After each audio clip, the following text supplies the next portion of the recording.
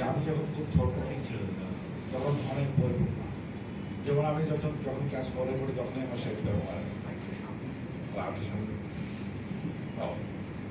তারপরে টলস্টয়, এগুলো আমি তখন পড়া শেষ নাই,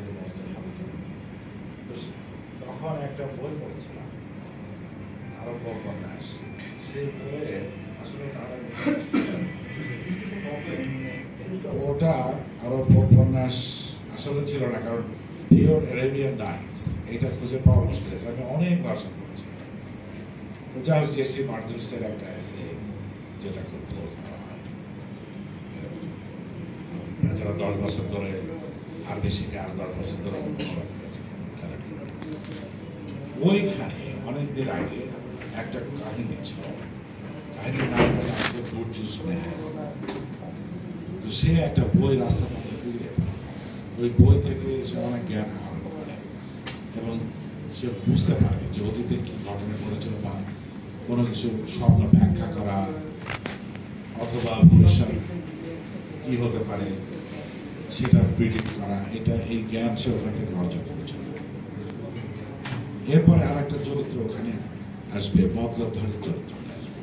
মানে এখনো হয়তো আপনারা আমাকে বলেন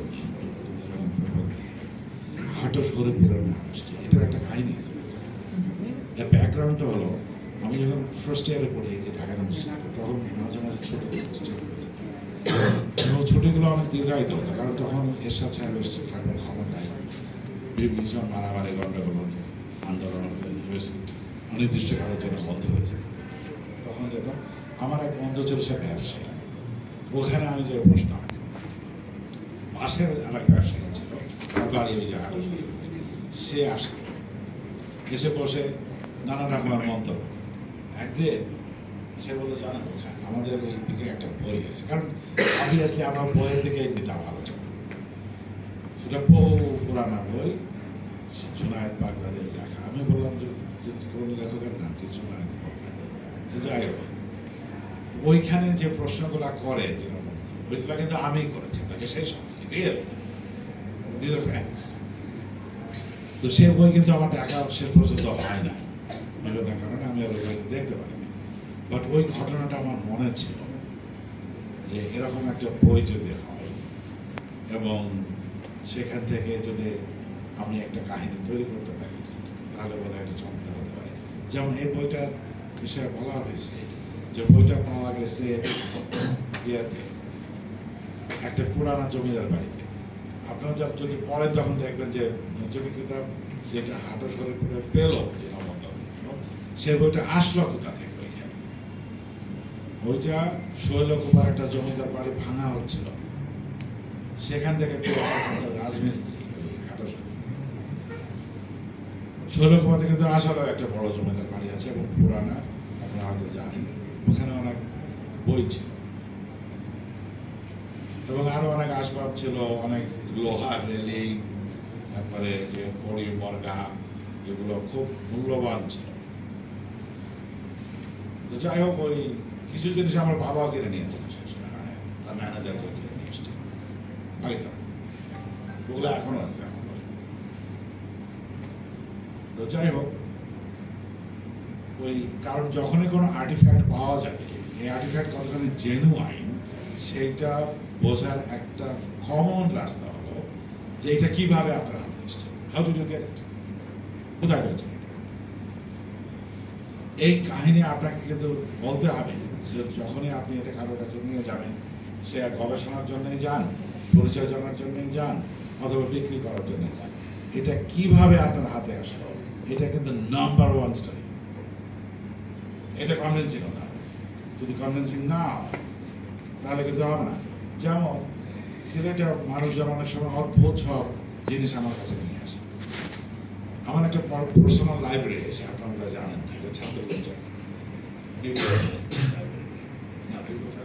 লা বিব্লিওথেক। তো সেখানে আমি নিজেই বসতাম, পরে ছাত্ররা ওটা ঠেকে বসে, তারা বসে।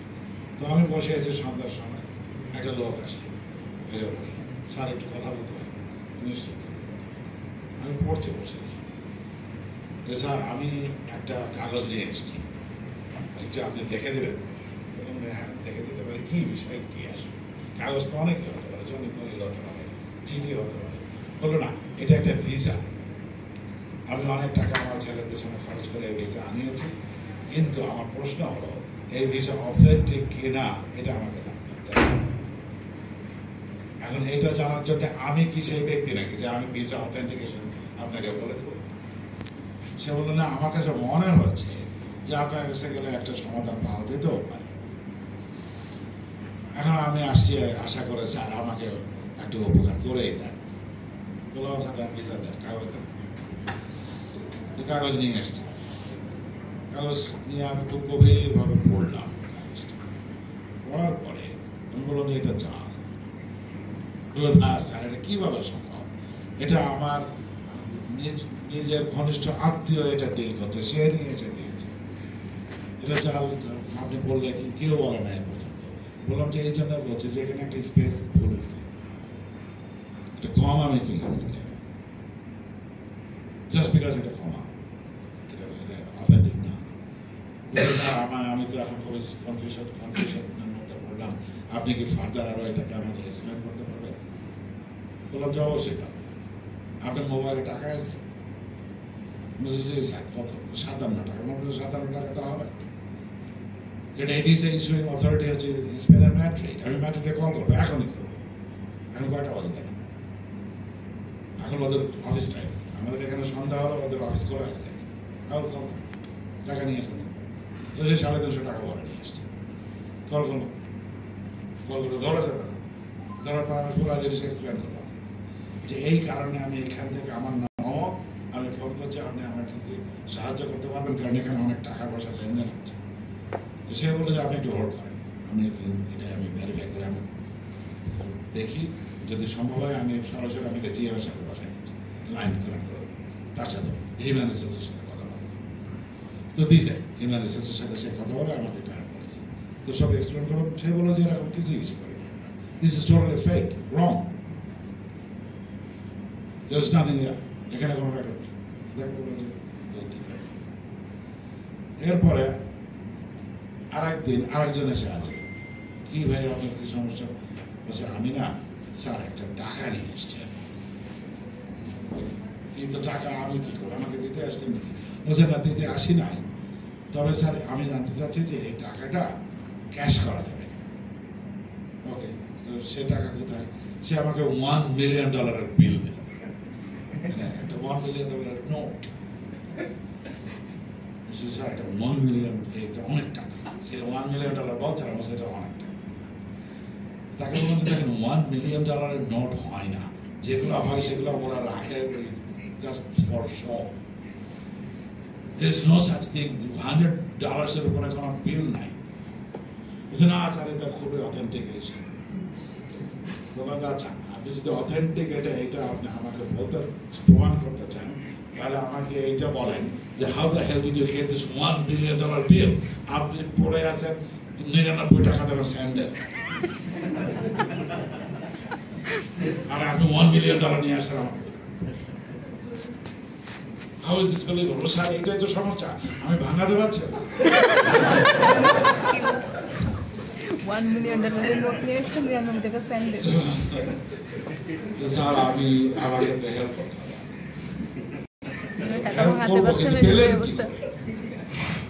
বললো যে শোনেন স্যার, এটা খুবই গোপনীয়, বাট আমাকে এখন যেহেতু বলতেই হবে, আপনাকে বিশ্বাস করানোর জন্য অতএব আমি বলবো। আমরা 10 জন ওই যে ভারত জাফলং আছে, ওইখানে যে বর্ডার, যে সীমান্ত, সেই সীমান্ত পার হয়েছে। আচ্ছা, পার হয়েছে, তারপরে কি আপনি কি সুপারিশ নাটক আপনি? না, সুপারিশ চলাচালানি করছে না। ওখানে আমাদেরকে 3 জন বিদেশি লোক বিশেষ মাল টানিয়েছ। আচ্ছা ঠিক আছে, মাথায় করে তো তারা শেতান করছে। তো বহুদিন যাবৎ কাজ করার পরে 1 মাস কাজ করেছে, টানা রাত নাই দিন নাই। তারা বললো দেখো আমাদের কাছে তো টাকা পয়সা ওইভাবে নাই, একটা এই টাকা আছে, অনেক টাকা, এইটা তোমরা না ভাঙিয়ে না, ভাগ করো না। তো স্যার তো এইভাবে তো ওরা মনে হয় গুপ্তচর ছিল, আমাকে বলছে ওরা স্যার কিন্তু গুপ্তচর, ওই যে আমেরিকার CIA নাকি আছে না ওরা বললো সিআই $1 মিলিয়ন তোমাকে জাফরান বর্ডারে দিয়ে গেছে বলে স্যার তুমি লং স্টোরি শর্ট এটা কিন্তু স্যার আমি কিনে নিয়ে এসছি এই যে অনেক টাকা কিন্তু আমি কিনেছি 20,000 টাকা কিন্তু স্যার আমি এখন 20,000 টাকা 10,000 টাকাও যদি পাই তাও তো স্যার হলো তো আমাকে স্যার এটা প্রমাণ তো আমি বললাম যে এটা অথেন্টিক কিনা সেটা তো জানতে হবে আমাদের তাই না তো যাই হোক তো ওই বিলটা অথেন্টিক কিনা এই জন্য আমি একটা ইমেল করলাম ঠিক আছে স্টেটসে আমি ইমেল করে বললাম যে দেখেন আমি এটা জানি এটা ঠিক না ফেক কিন্তু it's a child's play thing but সমস্যা হচ্ছে যে এই দেশের লোকজন শিক্ষিত না এবং এটা দিয়ে কিছু লোক ফ্রড করে মানুষকে পথে বসাচ্ছে তা আপনি আমাকে আপনারা বলেন যে এটা কতখানি অথেন্টিক তো তারা বলে যে it's not authentic it's fake this is paper money এগুলা ঘর সাজানোর জন্য বাচ্চারা মনোবলে খেলবে এই টাকা দিয়ে এটা খুবই রিয়েলিস্টিক ইটস ট্রু কারণ রিয়েলিস্টিক আমরা করেছি but this is fake it's just fake এবং আমরা খুবই দুঃখ প্রকাশ করছি যে এগুলা নিয়ে পৃথিবীর অন্য প্রান্তে কিছু লোক না যায় ফায়দা উঠাচ্ছে যাই হোক তো তাকে ইমেল দেখালাম বুঝেন না বুঝেন ভাই এদের রিপ্লাই আসছে তো এখন ওই যে বলছিলাম না যে background story is extremely important এই যে ব্যাকগ্রাউন্ড গুলো ওখানে আসছে এর পিছনে কিন্তু দেয়ার আর ফ্যাক্টস অনেক ফ্যাক্ট আছে যখন ফিকশন লেখা হয় যেটা হুমায়ুন আহমেদ বলে গেছে যদি খুব কাল্পনিক হয় সেটা মানুষ বেশি গ্রহণ করে না খুব যদি সত্যনিষ্ঠ হয় তাহলেও সেটা গ্রহণ করবে তাহলে গ্রহণ করবে কোনটা যেটা সত্য এবং মিথ্যা মিশ্রণ মিক্স আপ করা হয়েছে এইটা আমি নতুন কিতাবের বিষয়ে কোথাও নতুন ন্যাক্রোনমিক্যান শব্দ কিন্তু ব্যবহার করা হয় না কিন্তু যারা পড়েছে তারা বুঝতে পেরেছে ওগুলা তো আমি কিছু লিখলে আর একজন কিছু লেখে এই যে বইয়ের আবার এটা সেটা তো যদি এই প্রশ্ন করা হয় যে নেক্রোনমিক্যান যদি আমি নাও জানতাম নাও এই নাম শুনতাম তারপরেও এটা লেখা হতো ঠিক আছে ডিফারেন্ট ওয়ে সেটা ডেফিনেটলি নেক্রোনমিক্যান আর হাজার তো এখানে আছে কারণ ওই ক্যারেক্টারটাকে আমি এস্টাবলিশ করতে চাইছি নেক্রোনমিক্যানের বিষয়ে লাস্ট ক্র্যাফট থেকে শুরু করে আর যারা যা কিছু লিখেছে অত্যন্ত ভাষা এটা তার যে কে কোথা থেকে আসলো কিভাবে কি ঘটলো কাহিনী কি লিখেছে বইয়ের মধ্যে কি আছে কোথায় গেছে না গেছে এই সমস্ত জিনিসগুলো যেটা রাকিব বলেছে এটা এক জায়গায় কানেক্ট করা হয়েছে ঠিক আছে আমি একটা রিভিউ দেখলাম আমি জাস্ট উদাহরণ হিসেবে বলি রিভিউতে কতগুলো ইস্যু ওখানে আসে যেটা আসলে আমি জানি যে এগুলা উঠবে যেমন ড্রাইভার আছে একজন এখানে ড্রাইভার একটা অত্যন্ত গুরুত্বপূর্ণ রোল প্লে করবে কিন্তু একজন পাঠকের কাছে এটা মনে হতে পারে যে আবার কোথা থেকে উঠে এসে রাতারাতি এত কিছু হয়ে গেল আসলে মোটে রাতারাতি হয় না বইয়ের একদম মানে ওই যখন ওই কাহিনীটা শুরু হচ্ছে সেকেন্ড পার্টে ওইখানে কিন্তু হিন্টস দেয়া আছে দুটা হিন্টস আছে একটা হচ্ছে যে ওই যে মেসে থাকে সেই মেসে হঠাৎ করে একজন আসছে এটা পাঠক খেয়াল করবে না আমি বলি জুরাসিক পার্ক যেটা একদম লেটেস্ট এটা আপনারা কেউ দেখেছেন আচ্ছা এটা আমি ওই দেশে দেখে এসেছি যেদিন মানে কতগুলো মুভি যেই দিন বের হয়েছে ওই দিনে দেখছি যেমন টাইটানিক যখন বের হয় তখন আমি ওখানে ওই দিনে ওই সময় দেখছিলাম জুরাসিক পার্কের ভেতরে প্রথম দিকে দেখবেন যে একটা সায়েন্টিস্ট স্নিকার পাওয়া যায় চকলেট বা ওইটা খেয়ে ফেলে আর ওই যে মেঝেতে পড়লো ওইটা কিন্তু ক্যামেরা ফোকাস করছে খুব ক্ষুদ্র জিনিস যখন মুভিতে ফোকাস করবে প্লিজ কিপ ইন মাইন্ড যে ওইটা পরে খুব বড় ধরনের রোল প্লে করবে, একদম ফালতু কিন্তু দেখা না, আপনার সাবকনশিয়াস মাইন্ডে ওইটা প্ল্যান করতেছে। তো এইখানে আমি বলি ড্রাইভার হঠাৎ করে মেসে ইন করছে, এটা যদি হঠাৎ ধরা যায় মিস করে ফেলছে, কিন্তু যখন সুটকেস রাখতে যাচ্ছে ওর ডিকিতে, অর্থাৎ ওর যে ট্রাঙ্ক গাড়ির পেছনে, সেটা বলছে এত গভীর কেন? এটা গভীর করা হয়েছে ইন্টেনশনে। সাধারণত তো গভীর থাকে না, ট্রাঙ্ক গভীর করবে না, আনলেস এখানে সিএনজি যারা ওই যে সিলিন্ডার গুলো রাখে না ট্যাঙ্ক, তখন ট্রাঙ্ক ছোট হয়ে আসবে, এত বড় গ্যাস সিলিন্ডার রেখে দিচ্ছে। এনিওয়েজ, তো ওই যে গভীর করেছে সে, ওইটা কিন্তু দিচ্ছে হিন্ট, কারণ লাশ পরে ভরসে হয়ে যাবে, তিনটা লাশ বড় হয়েছে। এই হিন্টগুলো খুব সূক্ষ্ম হিন্ট থাকবে,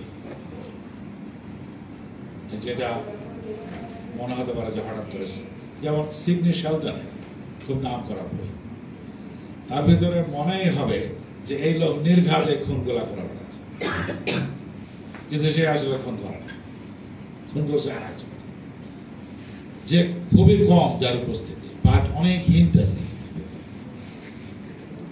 আর একটা বিষয় বলা হচ্ছে যে ওই যে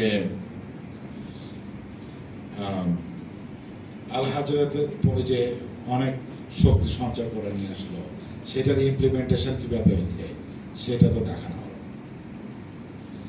এগুলো দেখানো কি খুব বেশি প্রয়োজন আছে? এরপরে যে মতলবধারীর চরিত্র আসলো, যে রহস্যময়, তার অতীত কি, এটা দেখানো হলো না। কুটুমিয়া, এই যে কালকে কথা হচ্ছিল, কুটুমিয়ার কোন ব্যাকগ্রাউন্ড স্টোরি আছে এই জায়গায়?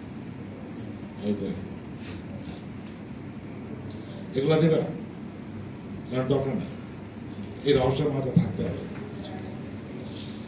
পাঠক কল্পনা করেন,